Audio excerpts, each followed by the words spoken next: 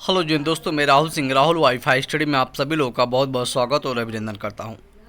Friends, Uttar Pradesh अधीनस्थ सेवा चयन आयोग और Uttar Pradesh power corporation limited, जैसा कि हम लोग जानते हैं, UPPCL assistant accountant, account officer और कंप्यूटर असिस्टेंट भर्ती विज्ञापन जो जारी हुआ था, आपको 2022 में जारी हुआ था। 2023 में इसकी परीक्षा का इंतजार था। अभ्यर्थियों को पिछले 6 माह से कहा जा सकता है, उसकी परीक्षा तिथियों का ऐलान कर दिया गया है और आप सभी लोगों के पास शायद जो लोगों ने फॉर्म भरा होगा, नोटिस और एडमिट कार्ड जारी कर दिया गया है। चलिए पहले बात करेंगे यूपी ट्रिपल एससी को लेकर के, यानी उत्तर प्रदेश अधीनस्थ सेवा चयन आयोग को लेकर के। यूपी ट्रिपल एससी ने कल देर शाम एक और भर्ती विज्ञापन पेट 2022 के माध्यम से जारी कर दिया है, जो कि स्पेशल कैटेगरी से यानी एक्स टेक्नीशियन का क्या कुछ प्रक्रिया है, कितने पद हैं, कब से ऑनलाइन आवेदन शुरू होगा, सब कुछ बताया जाएगा वन बाई वन। इसके साथ साथ हम लोग सभी लोग बात करेंगे 4,500 पदों के लिए नई भर्ती विज्ञापन जूनियर असिस्टेंट का कब तक जारी होगा, ये एक बेहद इंपॉर्टेंट है।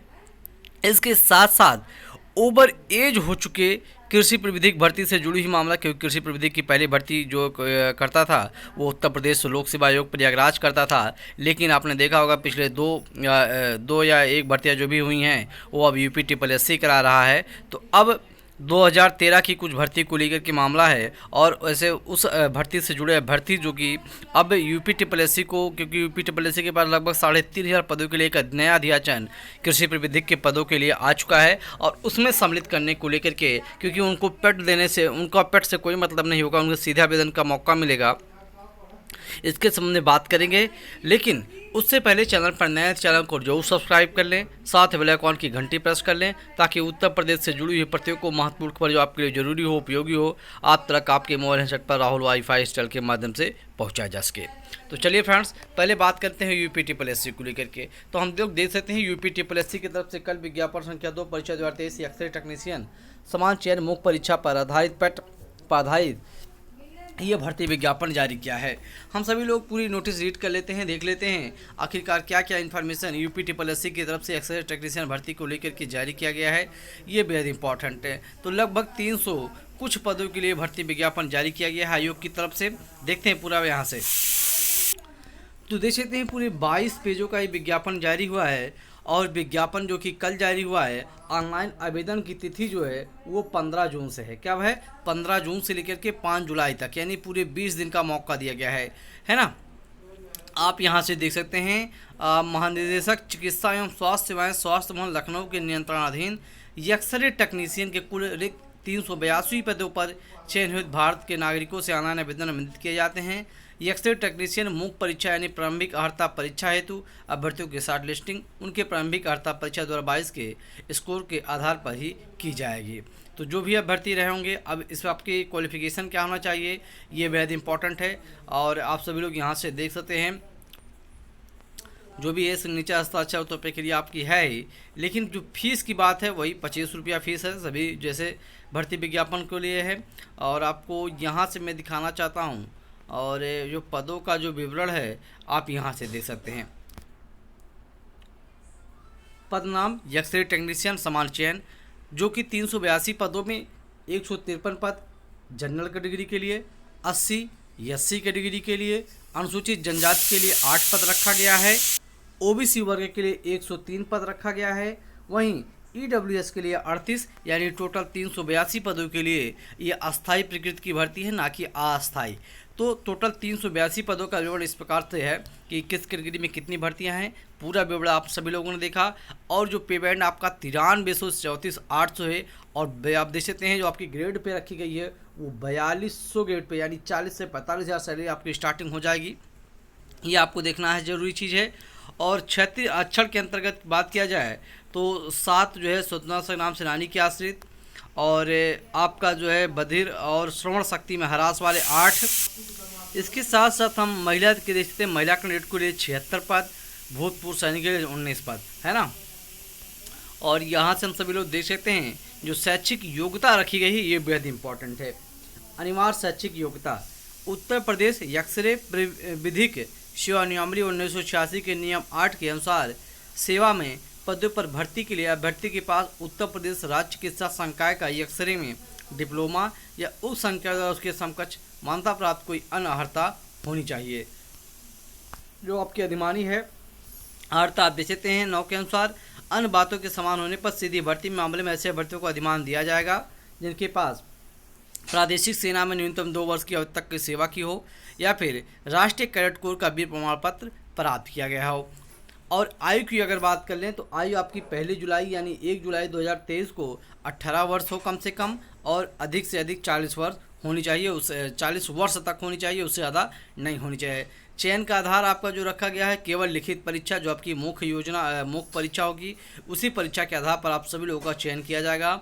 और लिखित परीक्षा के समय जो विशेष नोट है पाठ्यक्रम है, लिखित परीक्षा है परीक्षा योजना पाठ्यक्रम तथा परीक्षा तिथि के समय यथा समय पृथक से सूचित किया जाएगा। इसकी सूचना अभी जारी नहीं किया है। और ये 15 गुना अभ्यर्थी 382 के जो पद है उसके 15 गुना अभ्यर्थी को कॉल किया जाएगा मुख्य परीक्षा के लिए। तो आप सभी लोग ने देखा क्या कुछ प्रक्रिया है आपकी जो भी कैटेगरी से हैं, आप सभी लोग अपने आवेदन की प्रक्रिया के लिए तैयार हो जाइए। अगर आप क्वालिफिकेशन रखते हैं, जैसा कि मैंने आपको क्वालिफिकेशन बताया जो आपकी मांगा गया है इस भर्ती को लेकर के, तो आप सभी लोग जरूर इस भर्ती में आवेदन करिएगा जो एक्स-रे टेक्नीशियन पदों के भर्ती को लेकर के। इसके साथ हम बात करेंगे अब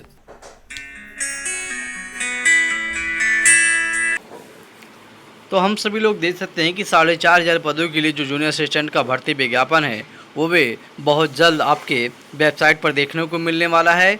लेकिन अब ये विज्ञापन जो है कहा जा सकता है कि मान के चलिए 10 से 15 जुलाई के बीच जारी शुरू हो सकता है ऑनलाइन आवेदन, लेकिन विज्ञापन इसी माह इसका यानी हो सकता है कि लास्ट माह ऑफ जून तक जारी कर दिया जाएगा UPSSC की तरफ से 4,500 पदों के लिए जूनियर असिस्टेंट के लिए, है ना।